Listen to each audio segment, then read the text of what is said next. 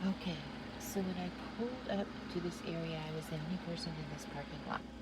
This is a lot for campers like me at a truck stop. When I first got here, nobody else was here. Over here, someone pulled in, and a couple got out and started fighting. And they were like pushing each other at one point. I was thinking I was gonna have to intervene and call 911, but then they got in their car and drove off.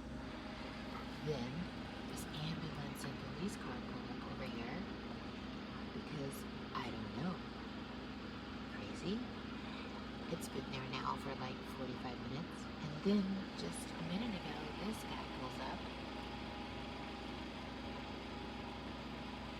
Got the whole parking lot here is all pretty level. I don't know why he chose there, but then he pulled out his generator, plugged it in, and turned it on. Okay.